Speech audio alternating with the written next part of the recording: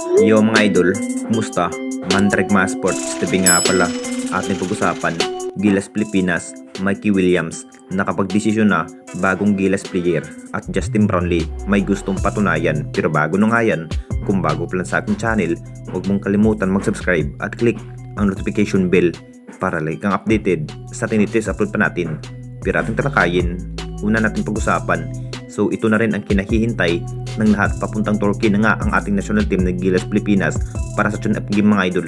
Hinahanda na rin ni Coach Tim kung paano patibayin ang bawat defense ng Gilas Pilipinas sa naging performance nga ng Gilas Pilipinas laban nga sa Taiwan Mustangs mga idol. Masasabing hindi pa rin sapat kung ibang player na nga ang makakasagupa ng Gilas Pilipinas.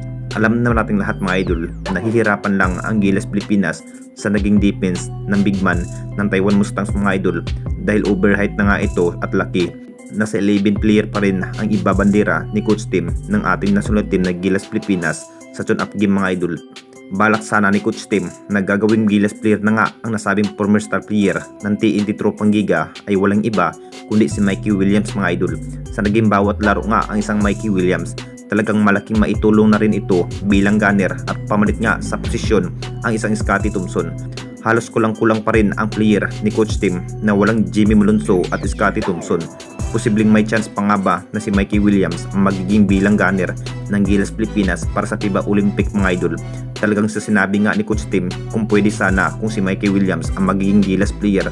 Napakasulit pa rin pero malabo pa rin na magiging Gilas player dahil walang Mikey Williams sa listahan ng Gilas Pilipinas kung saan pwede sana makapaglaro ang isang player kapag may guto injury ang isang player ng Gilas Pilipinas. Pero bago yan mga idol, ang bidyong ito ay nihatid sa inyo sa isa sa pinakasikat na betting site sa mundo ay walang iba kundi ang 1xBet.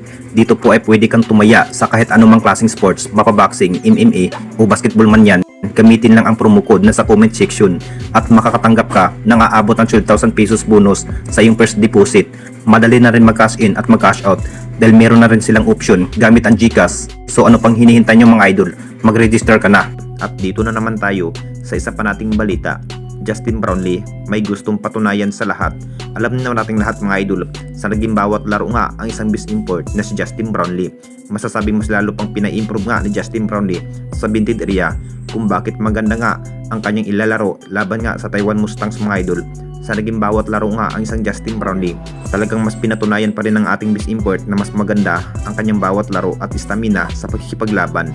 Kahit maliit ang kanyang points ni Justin Brownlee sa laban, pero binawi pa rin ni Justin Brownlee sa assist mga idol na may 15 assists sa buong laban. Napakasulit pa rin ang nagiging laban ni Justin Brownlee at magandang kombinasyon na rin ni Justin Brownlee at Dwight Ramos sa leading scoring machine ng Gilas Pilipinas. Excited na rin ng Gilas player na makakaharap ang ibang bansa tulad nga ng Europe. Anong masasabi ninyo mga idol tungkol sa ating video?